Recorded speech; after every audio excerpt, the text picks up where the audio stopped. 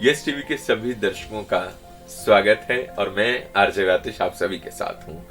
बहुत सारे विषयों पर मैं बात करता हूँ, किस्से और कहानियां सुनाता हूँ और सोचता हूँ कि हर वो पल आपके लिए संजो कर लेकर आऊं जो आपकी लाइफ के लिए बहुत जरूरी हो। वैसे कि कोरोना काल चल रहा है और बच्चे ऑनलाइन पढ़ाई कर रहे हैं, लेकिन बहुत सारी दिक्कतें आती हैं। पेरेंट्स जो हैं सोच रहे हैं किस तरीके से पढ़ाया जाए। भाई इस साल नहीं पढ़ाएंगे तो बच्चों के करियर का क्या होगा, और बहुत सारी मन में सोच है।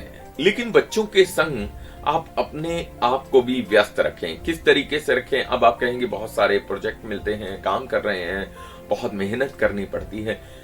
अच्छी बात है, लेकिन बच्चों को इस समय स्टडी का सही तरीका समझाइए। मैं एक उदाहरण देना चाहता हूं कि आप ये देखिए कि बच्चों के कितने चैप्टर हैं पूरी बुक में। मान लीजिए कि 30 चैप्टर हैं और आपको पता है कि एक चैप्टर को कराते हुए 4 दिन लग जाते हैं अगर अच्छे तरीके से, या फिर 5 दिन भी लग जाते हैं। लेकिन अगर आप एक चैप्टर कराकर 30 तक आप जाएंगे और फिर दोबारा उसी चीज को करेंगे, तीसरी बार करेंगे, चौथी बार करेंगे, तो बच्चों को उसके बारे में अच्छा समय मिल जाएगा और बच्चे अच्छे तरीके से सीख पाएंगे। और बच्चों को ये बताएं कि किताबें फैलाकर अध्ययन नहीं किया जाता।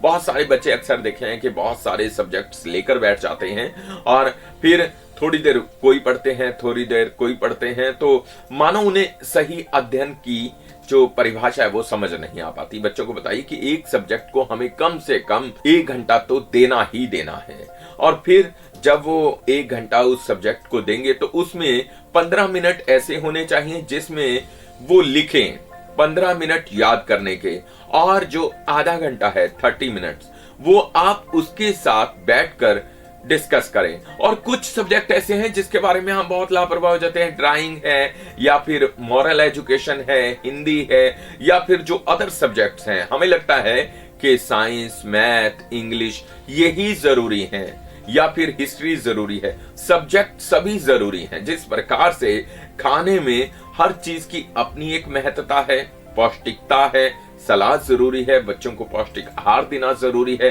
बच्चों को यह भी बताना है कि खाने का तरीका क्या होता है, उसी प्रकार से अध्ययन का भी तरीका होना चाहिए। और एक बच्चों के ऊपर ये प्रेशर मत डालें, उनके सामने ये बात मत करें कि ये कैसा टाइम है, सारा दिन हम उलझते रहते हैं और सारा दिन तुम हमारे सिर पर हो। बच्चे आपकी हर बात को अनुसरण करते हैं। उनके मन में कोई चोट की भावना भी उभर सकती है, और जो मानसिक चोट है वो शारीरिक चोट से घातक होती है। इसलिए बच्चों को इस समय मानसिक बल दीजिए। ये इसलिए कहा क्योंकि मैंने महसूस किया बच्चों के बीच तनाव का होना। कैसे करेंगे तनाव को कम, ये आपको सोचना है। बच्चों के संग खेलिए और उनके साथ समय बिताइए और जीवन को एक अच्छे रास्ते की ओर लेकर जाइए। हाँ, बच्चों को आप कोरोना के बारे में जरूर बताएं कि अभी उन्हें मास्क लगाना ही लगाना है, 2 गज की दूरी भी रखनी है, और जितना हो सके आप हाथों को बार बार धोएं और 20 सेकंड तक धोएं। ये हम सभी के लिए संजीवनी है। नमस्कार।